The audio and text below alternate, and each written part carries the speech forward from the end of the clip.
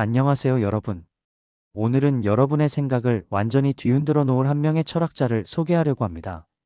이 사람은 말했습니다. 선과 악은 인간이 만들어낸 허구다. 여러분은 이런 질문을 해본 적 있나요? 이 행동은 정말 옳은 걸까? 우리가 말하는 선은 누구를 위한 선일까?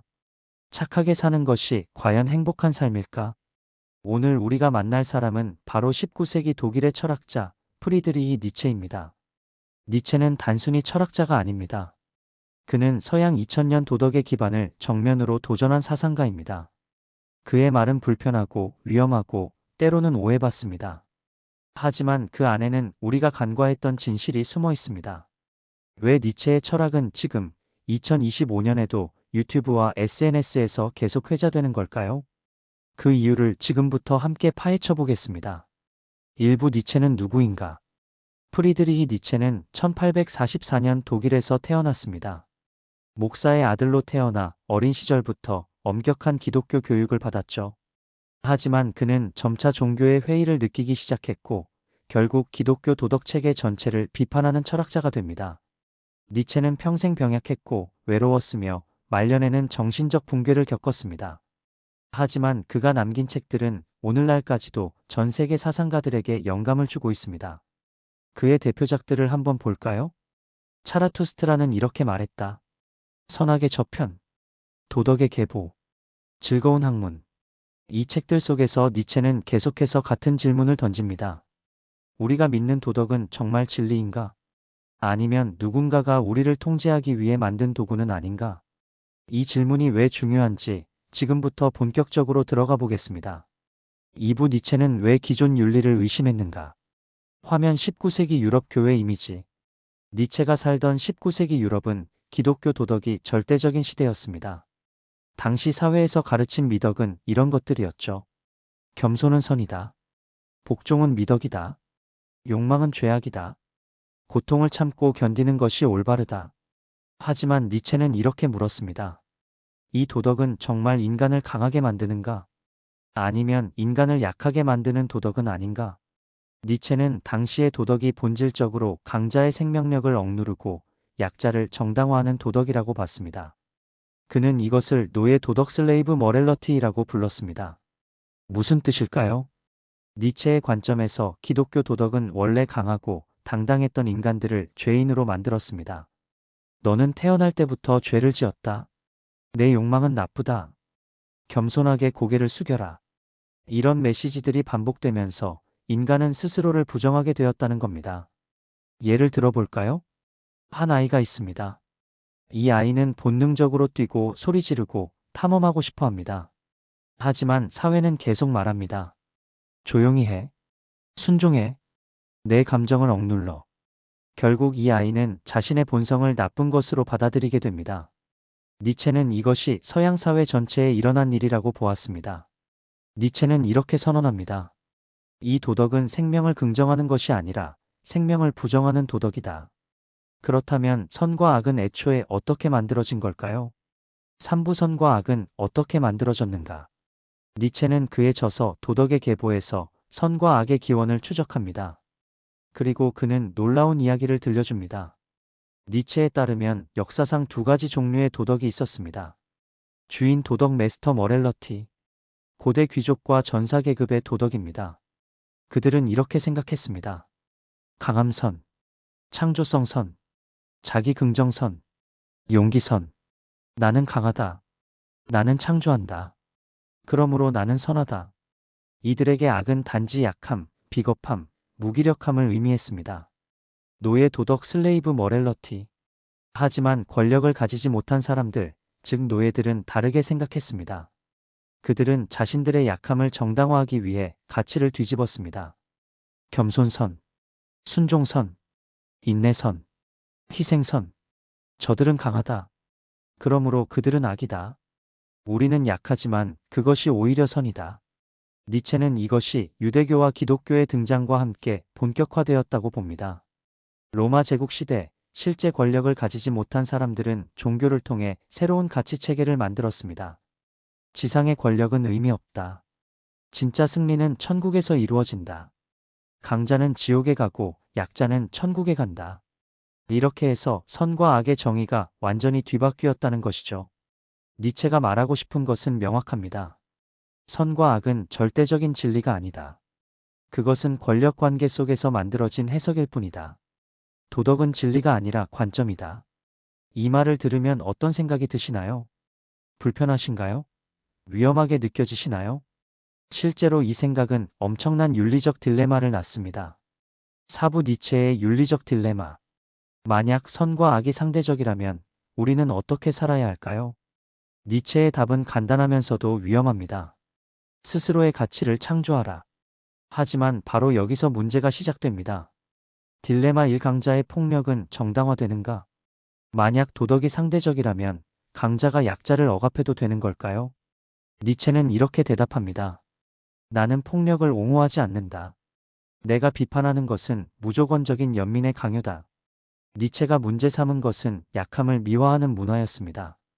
예를 들어 누군가가 노력하지 않고 불평만 하는데 사회가 그것을 너는 피해자야, 내 잘못이 아니야 라고 계속 말해준다면 니체는 이것이 그 사람을 더 약하게 만든다고 봤습니다. 오늘날로 치면 이런 겁니다. 누군가가 나는 할 수 없어라고 말할 때 무조건 괜찮아, 넌 그대로도 완벽해라고 말해주는 것과 내가 할 수 있을 거야, 조금만 더 도전해봐라고 격려하는 것. 니체는 후자가 진짜 친절이라고 본 겁니다. 딜레마 2. 개인의 욕망 vs 사회 규범. 니체는 개인의 욕망과 의지를 중요하게 봤습니다. 하지만 그렇다고 해서 사회 규범을 전부 무시해도 되는 걸까요? 니체는 사실 이렇게 말했습니다. 나는 도덕을 없애려는 것이 아니라 더 높은 도덕을 요구한다. 그 도덕은 타인의 기준이 아닌, 신의 명령이 아닌, 사회의 눈치가 아닌, 스스로 선택한 가치에 책임지는 삶입니다. 딜레마 3. 공감과 연민은 정말 약함의 증거인가? 니체는 연민을 비판했습니다. 하지만 그가 비판한 것은 무조건적이고 맹목적인 연민이었습니다. 모두를 동일하게 만들려는 도덕은 가장 잔인한 도덕이다. 무슨 뜻일까요? 모든 사람을 똑같은 기준으로 평가하고 개성과 차이를 무시하는 것. 니체는 이것이 진짜 폭력이라고 봤습니다. 정리하자면 니체는 이렇게 말하는 겁니다. 맹목적으로 착하게 살지 마라. 내가 선택한 가치를 위해 책임지고 살아라. 그렇다면 니체가 말하는 행복은 무엇일까요? 5부 행복에 대한 니체의 관점. 우리는 보통 행복을 이렇게 생각합니다. 편안함, 안정감, 고통이 없는 상태. 하지만 니체는 이것을 경멸했습니다. 행복이란 고통이 없는 상태가 아니라 고통을 견디며 성장하는 힘이다. 니체가 말한 행복은 안락함, 안전함, 안정적인 삶, 대신 위험을 감수하는 삶, 실패할 가능성이 있는 도전, 자기 자신을 넘어서는 경험. 니체는 이것을 권력 의지 윌 투 파워라고 불렀습니다. 여기서 권력은 타인을 지배하는 것이 아닙니다. 자기 자신을 극복하고 더 강한 자신이 되려는 의지입니다. 예를 들어볼까요? 두 사람이 있습니다. 어는 안정적인 직장에서 불만 없이 삽니다. B는 불안정하지만 자신이 열정을 느끼는 일을 합니다. 니체에게 행복한 사람은 누구일까요? 답은 간단합니다. B입니다. 왜냐하면 B는 스스로를 시험하고 성장하고 자기 한계를 넘어서고 있기 때문입니다. 운동선수가 땀 흘리며 훈련하는 이유, 예술가가 밤새 작품을 만드는 이유, 창업가가 실패를 두려워하지 않고 도전하는 이유. 니체에게 이것이 진짜 행복입니다. 6부 오해와 진실 마이너스 니체는 악하게 살라고 말했는가? 많은 사람들이 니체를 이렇게 오해합니다. 니체는 이기적으로 살라고 했다. 니체는 도덕을 부정했다. 니체는 약자를 무시했다. 심지어 나치가 니체의 철학을 왜곡해서 사용하기도 했습니다. 하지만 이것은 완전한 오해입니다. 니체가 진짜로 말한 것은 이겁니다. 나는 도덕을 없애려는 것이 아니라 더 높은 도덕을 요구한다. 그 도덕은 맹목적으로 따르는 규칙이 아니라 스스로 선택하고 책임지는 원칙입니다. 니체는 약자를 미워하지 않았습니다. 그는 약함을 미화하는 문화를 비판한 것입니다. 니체는 모든 인간이 자신만의 힘을 발견하고 자신만의 가치를 창조하기를 원했습니다. 7부 현대사회에서 니체가 다시 주목받는 이유. 2025년 왜 사람들은 다시 니체를 찾을까요? 오늘날 우리는 이런 말을 자주 합니다. 정답이 없다. 각자의 가치관을 존중해야 한다.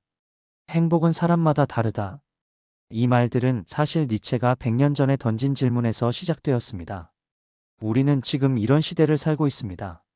SNS에서 끊임없이 남과 비교당하고 이렇게 살아야 해라는 메시지가 넘쳐나고 도덕적 피로를 느끼는 시대. 이 속에서 니체는 묻습니다. 너는 정말 너의 삶을 살고 있는가? 아니면 남이 만든 선 속에 갇혀 있는가? 예를 들어 부모님이 원하는 직업을 선택하는 것, 사회가 정한 성공의 기준을 좇는 것, SNS에서 좋아요를 받기 위해 가짜 모습을 보이는 것. 니체는 이 모든 것에 의문을 던집니다. 그것이 정말 내가 원하는 건가? 8부 영혼회귀 마이너스 니체의 궁극적 질문. 니체는 그의 철학을 하나의 사고 실험으로 정리합니다. 이름하여 영혼회귀 이터널 리커런스. 니체는 이렇게 묻습니다. 만약 내가 지금 살고 있는 이 삶을 무한히 반복해야 한다면 너는 그 삶을 선택하겠는가? 같은 기쁨, 같은 고통, 같은 실수, 같은 후회. 모든 것이 똑같이 영원히 반복된다면 이 질문의 의미는 무엇일까요? 니체는 이렇게 말하는 겁니다. 진짜 행복한 삶이란 무한히 반복해도 좋은 삶이다. 내가 지금 후회하며 사는 삶이라면 그것은 진짜 내 삶이 아니다. 여러분은 어떤가요? 지금 여러분의 삶이 영원히 반복된다면 여러분은 그 삶을 선택하시겠습니까? 니체는 불편한 철학자입니다. 그는 우리가 당연하게 믿던 모든 것을 흔들어 놓습니다. 하지만 그 불편함 속에서 우리는 진짜 자유를 마주하게 됩니다.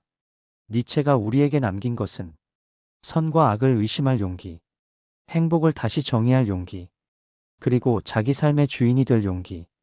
이 질문을 남기며 마치겠습니다. 만약 이 삶을 무한히 반복해야 한다면 당신은 지금의 삶을 선택하겠습니까? 여러분의 답은 무엇인가요? 오늘 영상이 여러분에게 작은 질문이라도 남겼다면 좋아요와 구독 부탁드립니다. 감사합니다.